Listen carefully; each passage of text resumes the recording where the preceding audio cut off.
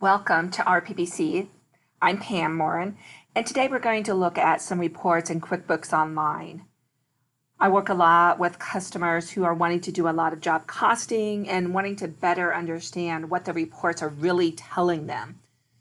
So we're going to look at a report that we can be able to customize to tell us a few different things. And that report we're going to look at today is called the profit and loss.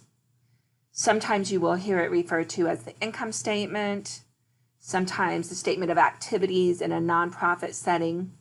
But essentially what it's going to tell us is, here's our income, here's our expenses, how much do I have left over after all of my expenses. So to start off with, in your QuickBooks Online file, you're going to go to Reports.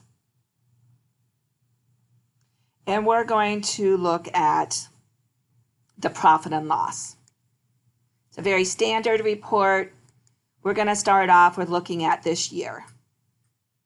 And I'm going to highlight a few different components of how you can customize this to meet your needs. So here, if you click on the Customize button, you can be able to look at prior year, and we're going to take a look at that. But one thing before then is showing you the percentage of income. This is one of the first reports I take a look at when I'm working with clients, is to see kind of where their money's coming from and going to. So in this example, you'll see the total income being $665,900 is 100%, because that's the total pie that we have. Here's what we've made. Now let's see where we've spent it. So if you're working in a company that has cost of goods, or direct material, direct labor, anything that goes into or touches the product or service we provide, that's going to be considered cost of goods sold. Also sometimes referred to as cost of sales.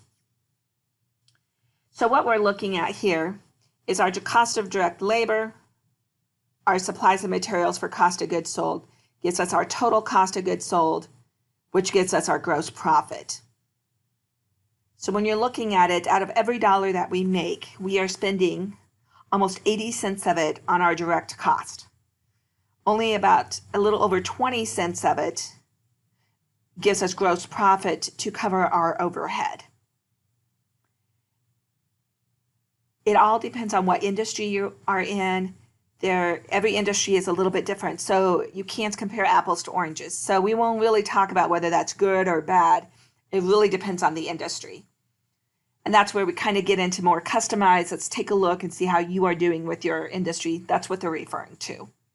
So when we look at advertising, 1%, very low. People again have different comments or recommendations. It depends where you are in the growth cycle of your business, what type of business you're in, whether or not that's enough or not enough. If you're spending more than 10%, that's pretty aggressive, but for some, that's what's necessary. If you're more established, you can perhaps get by with just a couple percent. When we look at our charitable contributions, continuing education, insurance, legal and professional fees, we're seeing there how our overhead. So this total expense of 15.74 is telling us that out of every dollar we make, we're spending between 15 and 16 cents of it on overhead. So 80 cents on cost of goods, direct material, cost of labor, materials, and 16 on indirect.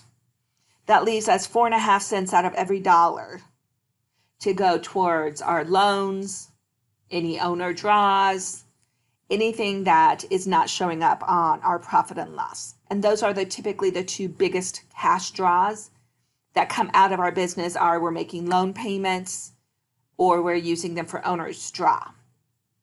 So realize this net profit, net income isn't necessarily the same as your cash flow if you have loans and owner draws.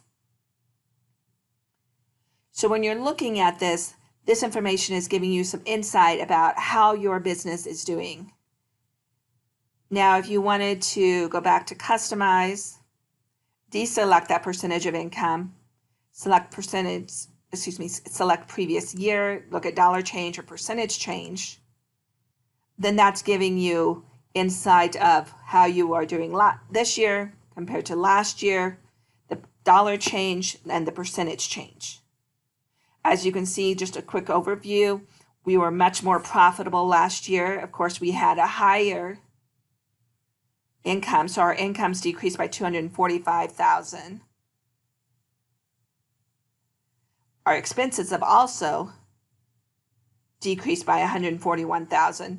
So from that vantage point, we're probably being a little bit more selective about how we're spending it, but we're not getting the general income. Could be a variety of reasons on this. Maybe we're outsourcing more, that we're not buying all the materials, we're letting our contractors buy some of the materials and labor. Could be a variety of things. But what we're really looking at is our income has decreased by 25%. Our total net income profit has decreased by 75%.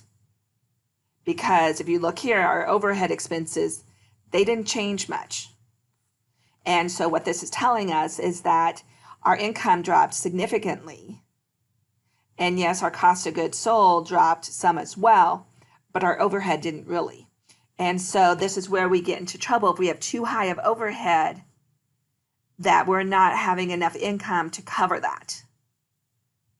So it's those types of analysis that you kind of have to slice and dice your information to be able to see what the numbers are really telling you about your business.